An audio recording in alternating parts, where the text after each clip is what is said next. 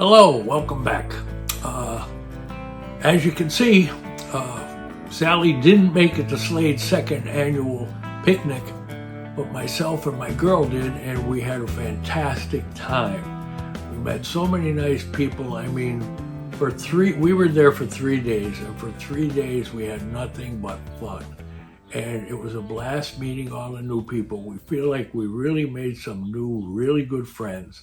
And we're really looking forward to seeing them again next year. And at the end of the weekend, we were invited to Slade's house for a brunch. And we met Dan from VW Trends magazine. Very nice guy. You know, I subscribe to the magazine. It's a good magazine to subscribe to, so I would suggest it if you're looking for Volkswagen information. Well, after a fabulous weekend, now we're back to reality. So the first thing I got to do is pull the engine out of Sally again. And I have a little bit of excessive end play, so I don't know what to do. I was hoping to buy some time and be able to drive her for a year, and not this fall season, but the second fall season, pull the engine out and rebuild it. But now I'm not sure what to do. I have 9 thousandths end play, and you should only have 3 to 5. The motor doesn't leak. It looks like it's in great shape except for that end play. And I don't know enough about it, to be that concerned, or should I put the engine in or not put the engine in? So I'm asking those questions, before and after this video, and trying to come up with a solution. Although the best solution would be to buy a long block or have this rebuilt. But right now the money's tight. I don't have the money for a long block. But at the same time, a rebuild might be a little more in my price range, but it would take a while. And I really want to drive Sally this year, just to have fun with her for the rest of the year. And then in the winter, think about strengthening up the engine, or, I'm really not sure what to do. So if anybody has any suggestions, please write them in the comments, or, send me an email. Let me know what you think. And if anybody out there has a really good motor, that's in real nice shape as far as end play, and you're interested in selling it, let me know, because I'm interested. I'm looking in all directions to figure out what my next move is. But I do know what my next move is today. That's pull the old engine back out of Sally. So let's get at it.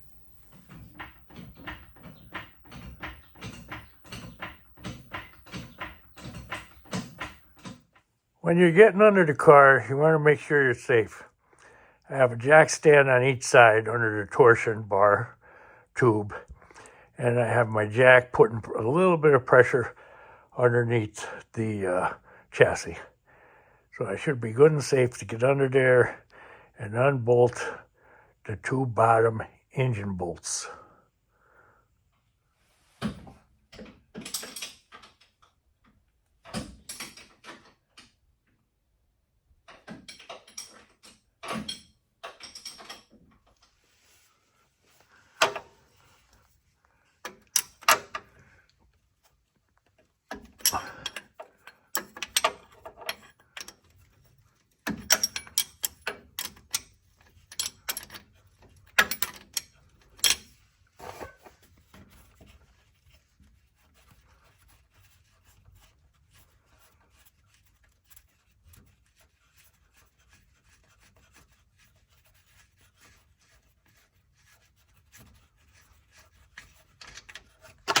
One down, 1 to go. It's like one's coming off now.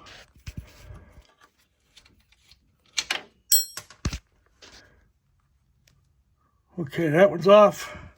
That one's off. Now we go to the top. Passenger side rear D-bolt that goes to the starter. That one's next.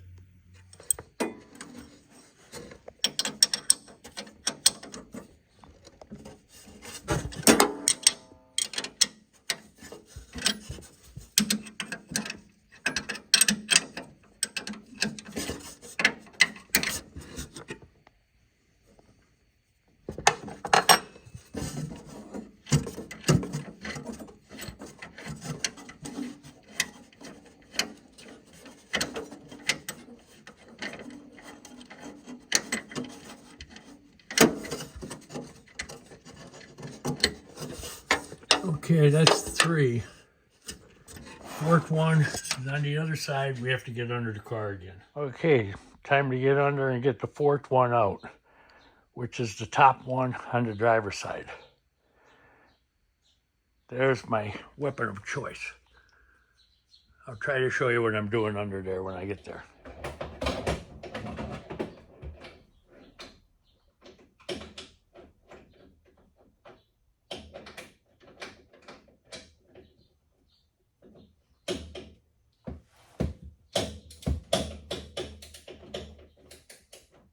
Okay, as you see, I go over my strut bar.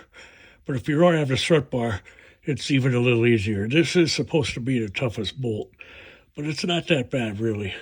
You just got to get on it. I use a wobble extension so the socket can move a little bit, and I'm going to turn it off.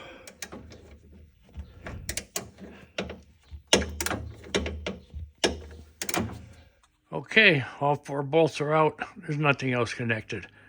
So we're going to get the jack under there and see if we can break her loose from the transaxle, and then we'll pull her out.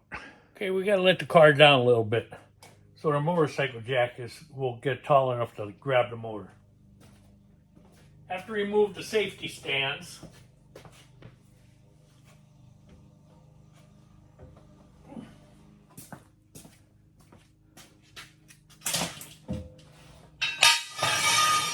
Two safety stands is what I should say. The second one's out. Now I'll lower the car about 6 inches.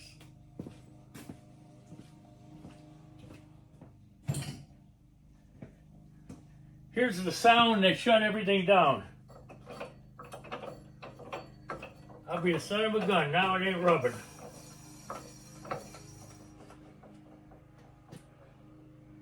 Who'd figure?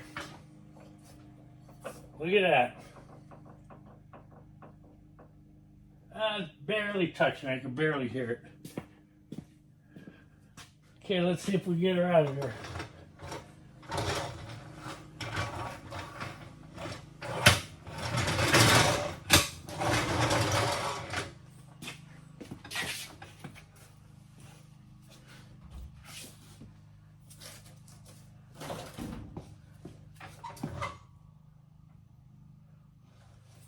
Okay.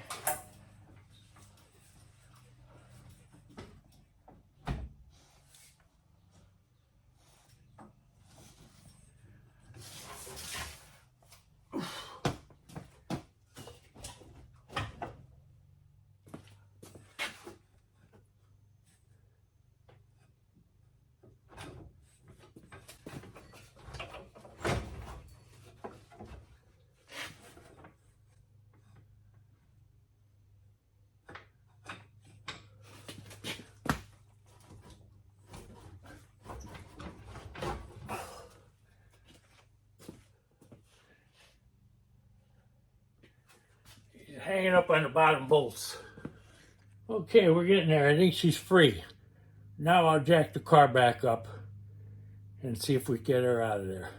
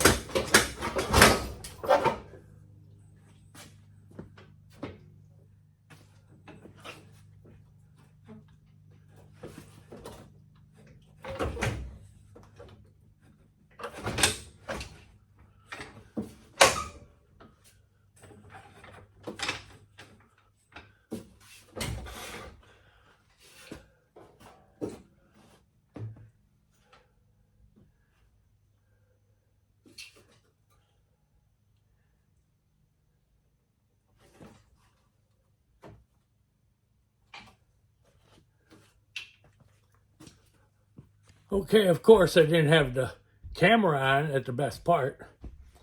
But a little struggle back and forth, pulling it, and it comes out. It's on a motorcycle jack. Now I'll jack the body back up high enough that I can pull it out.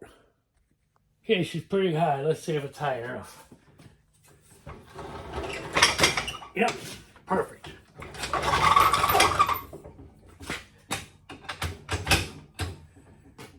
A little bit of work, but not that bad.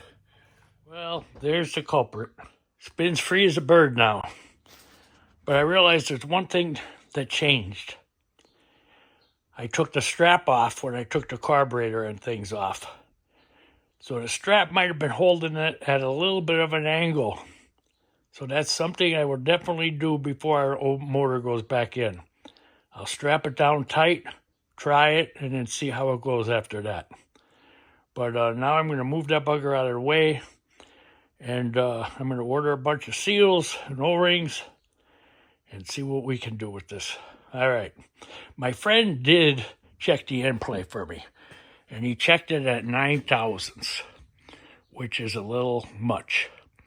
So I'm going to recheck it because I remember the day he was checking it, he didn't have the best setup.